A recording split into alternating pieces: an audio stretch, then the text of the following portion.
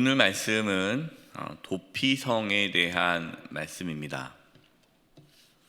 하나님께서 도피성을 만들라라고 말씀하셨는데 이 말씀은 이미 이제 모세에게 주셨던 말씀이죠. 모세에게 너희들이 이제 가나안 땅에 들어가 살면 도피성을 만들라라는 말씀을 미리 해 주셨습니다. 그것이 2절 말씀이죠. 이스라엘 자손에게 말하여 이르기를 내가 모세를 통하여 너희에게 말한 도피성들을 너희를 위하여 정하여 라고 말씀하시죠. 이미 하나님께서는 모세를 통해서 말씀하신 겁니다. 그런데 왜 도피성을 만들라고 하셨을까요? 그 이유가 3절에 나오죠.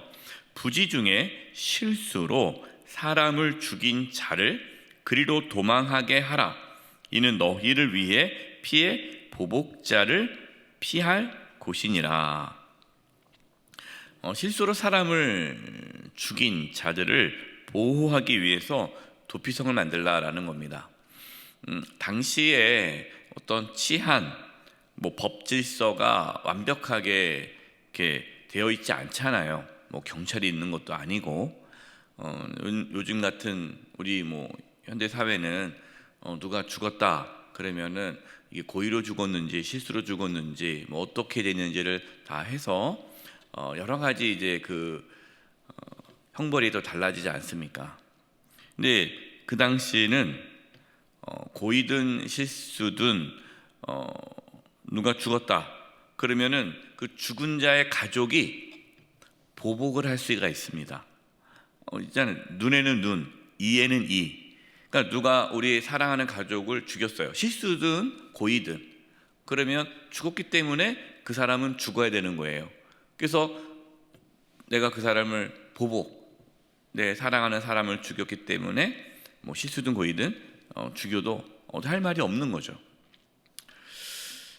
근데 사람은 누구나 실수할 수 있잖아요. 이게 고의가 아니라 정말 이렇게 도끼질을 하다가 이게 도끼가 빠져가지고 옆에 있는 사람이 맞아서 죽었다면 고의가 아니지 않습니까? 그렇다고 해서 그 실수로 사람을 죽인 사람을 또 죽이면 또 그 가족들, 죽임당한 또 가족도 너무 또 속상하잖아요. 생명이 참 귀한 건데. 그래서 하나님은 실수로 사람을 죽인 자의 그 생명을 보호하기 위해서 도피성을 만든 겁니다.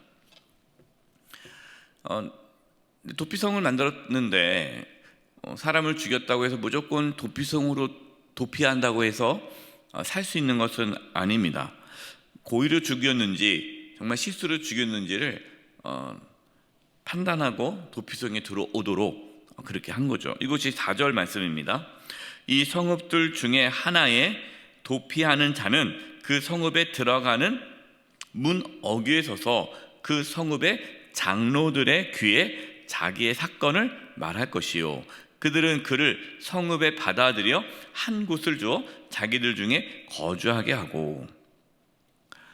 도피성에 이제 장로님들이 있지 않습니까? 각 성에 도피성에 엘더들 지도자들이 있는데 도피성으로 들어오려고 하는 사람들을 살핀다는 거예요.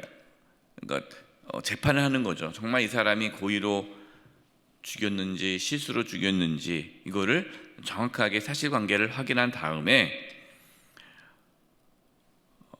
실수로 죽인 사람들만 도피성으로 받아줬다라는 것이죠. 그래야 되지 않겠습니까? 사람을 고의로 죽인 다음에 도망가면 안 되잖아요.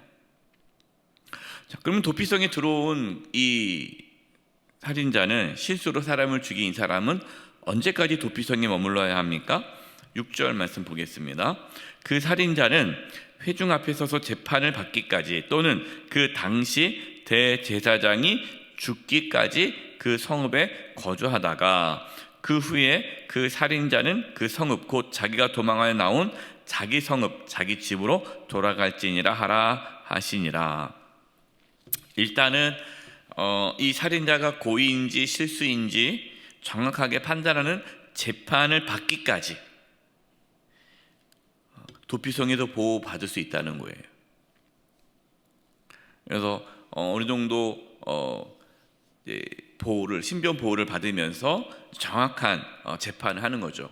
그래서 정확한 재판을 통해서 사람이 고의로 죽였다 그러면은 이제 사람을 죽였기 때문에 형벌로 그 사람을 죽여야 되는 법에 의해서 법 안에서 처단하는 거고, 고의 실수로 죽였다라는 것이 결정된다면은 그 성에서 계속 살아가는데 언제까지 사느냐? 대제사장, 그 당시에 대제사장이 죽기까지 그 도피성에 머물러야 됩니다. 이 사실을 보면 도피성에 거주하는 것이 사실은 쉬운 일은 아니죠. 왜냐하면 내 가족을 떠나야 되지 않습니까? 그러니까 어떻게 보면 이 도피성이 하나가 감옥이 되는 거죠. 감옥. 사람을 실수로 죽였다 할지라도 그것에 대한 책임은 져야 되는 거잖아요. 그럼 대부분 사람을 실수로 죽이는 게 어디서 사람을 죽일까요? 다른 성읍에 가서 사람을 실수로 죽이는 일이 거의 드물잖아요. 다 동네 사람들과 함께 있다가 죽이지 않겠습니까? 그러면은 그 사람이 내 가족을 실수로도 죽였다 그러면은 볼 때마다 마음이 아프잖아요. 그러니까 그 사람은 그 성읍에 있지 못하고 도피성에서 살아야 되는 거예요. 대제사장이 죽을 때까지. 대제사장이 언제 죽을지 모르겠지만 그때까지 10년이든 20년, 30년이든 계속해서 그 도피성에 살아야 되고, 그 대제사장이 죽으면, 그리고 다른 새로운 대제사장이 세워지면은 그때는 다시 내가 있었던 고향으로 돌아갈 수가 있는 거죠. 그러니까 도피성은 실수로 사람을 죽인 자를 보호해주는 도피성이면서도 또 그 사람이 실수로 사람을 죽였다 할지라도 사람을 죽였기 때문에 그것에 대한 어느 정도의 형벌이 이루어지는 곳이다 라는 것입니다. 하나님께서 이러한 도피성을 레위 자손이 거주한 성읍에서 6개를 만들려고 합니다. 레위 자손이 총 받은 성읍이 48개예요. 48개의 성읍을 받았습니다. 레위 사람들은 흩어져 있잖아요. 각 12지파에 흩어져서 있습니다. 땅을 받지 않고 각 지파 안에 한 성읍들을 받은 거예요. 그럼 38개 성읍 중에 요단 동편에 3개, 그리고 요단 서쪽에 3개, 그것도 위, 가운데, 아래 이렇게 지리적으로 이렇게 6개를 도피성으로 선정했습니다. 그렇게 한 이유는 어디든지 빨리 가까운 데로 도피하라고 이렇게 6개를 만들어 놓은 거죠. 하나님께서 도피성을 만드신 이유는 생명의 소중함 때문이죠. 살리기 위해서 도피성을 만들었습니다. 이 도피성은 하나님의 구원을 우리에게 보여주죠. 그럼 진정한 우리에게 있어서 도피성은 누가 되십니까? 예수님. 그래서 예수님이 우리의 도피성이 되는 거예요. 예수님께 갈 때에 구원을 받을 수 있죠. 내가 죄를 지어도, 내가 잘못을 해도 원래는 나는 어떻게 돼야 돼요? 나는 죽어야 되죠. 나는 죽을 수밖에 없는 죄인이라는 거예요. 하지만 예수님 앞에 가면, 예수님께 가면은 도피성, 예수님께 가면은 구원을 받는 거죠. 사는 거죠. 그래서 도피성이 예수님을 예표합니다. 또한 교회는 도피성이 되어야 되죠. 교회는 세상은 도피성이 될 수 없지만 교회는 도피성이 되어야 돼요. 왜냐하면 교회의 머리가 예수님이고 예수님의 몸이 교회이기 때문에 교회는 예수님과 같은 도피성의 역할을 해야 한다라는 겁니다. 그럼 교회가 도피성의 역할을 한다는 게 무슨 뜻일까요?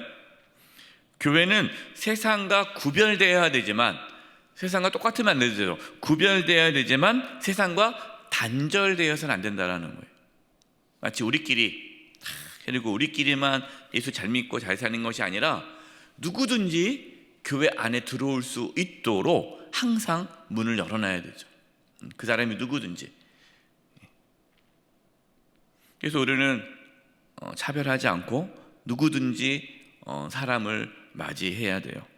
그가 누구든지 어떠한 죄인이든지 들어와서 예수 그리스도를 만나 구원을 받을 수 있도록, 생명을 얻을 수 있도록, 그리고 교회는 항상 열려 있어야 되고 어려운 그러한 이웃들을 돌봐야 되죠. 교회는 도움을 필요로 하는 그 이웃들에게 열려 있어야 되고 지역의 도피성과 같은 역할을 해야 되죠. 그래서 건강한 교회는 그 지역에 있는 주민들이 이 교회는 정말 도피성 같은, 힘들 때 언제든지 기댈 수 있고 갈 수 있는 곳이 돼야 되고, 뭐 그들끼리만의 모임이야, 그럼 그것은 교회의 잘못된 모습이죠. 또한 가정이 도피성이 돼야 됩니다. 오늘날 가정이 도피성이 되지 않은 가정들이 많죠. 오히려 가정 안에서 상처를 받고 고통을 겪는 경우가 많아요. 가정이 정말 행복한 가정, 예수님이 주인 되시는 가정은 가족이 도피성이죠. 그래서 상처받고 고통받고 힘들지라도 가정 안에서 가족끼리 서로 위로해주고 보듬어주고, 가정 안에서 생명을 누리고 쉼과 안식을 누릴 수 있어야 그 가정이 하나님께서 기뻐하는 가정이 되는 겁니다. 오늘 도피성을 말씀을 묵상하면서 우리가 뭐 이스라엘 땅에 도피성이 있었다, 이런 게 있었구나로 아는 것으로 끝나는 것이 아니라 그 도피성이 실제로 우리에게 있다. 예수님이 도피성이다. 그래서 여러분, 어떠한 일이든 예수님께 나아가십시오. 예수님께 나아가 참된 쉼과 안식을 누릴 수 있기를 바랍니다. 그리고 우리 교회가 도피성이 될 수 있도록 우리가 힘쓸 수 있기를 바랍니다. 힘들고 어려운 성도들, 또 이웃들을 늘 품어줄 수 있는, 새로운 가족이 왔을 때 그들이 어색하거나 이질감을 느끼지 않도록 다 따뜻하게 보듬어 주는 교회. 그리고 우리의 가정이 도피성이 될 수 있도록 우리의 가족이 다 가정 안에서의 도피성이 될 수 있도록 내가 아빠로서, 엄마로서, 남편으로서, 아내로서, 또 자녀로서의 역할을 감당하는 거죠. 우리의 가정이 도피성이 될 수 있기를 힘쓰는 것. 이것이 오늘 도피성 말씀 묵상하면서 우리에게 주시는 하나님의 말씀입니다. 예수님 안에서, 교회 안에서, 가정 안에서 참된 쉼과 안식을 누릴 수 있는 은혜와 축복이 있기를 주님의 이름으로 축원드립니다. 기도하겠습니다. 기도할 것은, 하나님, 우리의 도피성이 되신 예수님, 정말 예수님 가운데에 하나님의 은혜가 있게 해주시고 정말 예수님 안에서 참된 쉼과 안식을 누릴 수 있게 해 주시옵소서. 우리 이 부분을 놓고, 그리고 우리가 예수님 안에서 쉼과 안식을 누릴 뿐만 아니라 우리 교회가, 또 우리의 가정이 도피성의 역할을 할 수 있게 해 주옵소서. 예수님이 다스리는 교회와 가정이 되게 해주세요 라고 합심의 통성으로 기도하겠습니다. 하나님 아버지, 시간 기도합니다. 하나님, 우리의 도피성 되시는 예수님 안에서 참된 쉼과 안식을 누리기를 원합니다. 주님 안에서 참된 평안을 누릴 수 있게 주시옵소서. 수고하고 무거운 짐진 자들아, 다 내게로 오라. 내가 너를 쉬게 하리라. 주님, 예수님 안에서 참된 쉼과 안식을 누리며 기쁨을 누릴 수 있게 해주시고 풍성하고 충만한 삶을 누릴 수 있게 해주시옵소서. 또 우리 영세교회가 도피성이 되기를 원합니다. 누구든지 우리 교회에 와서 쉼과 안식을 누리기를 원합니다.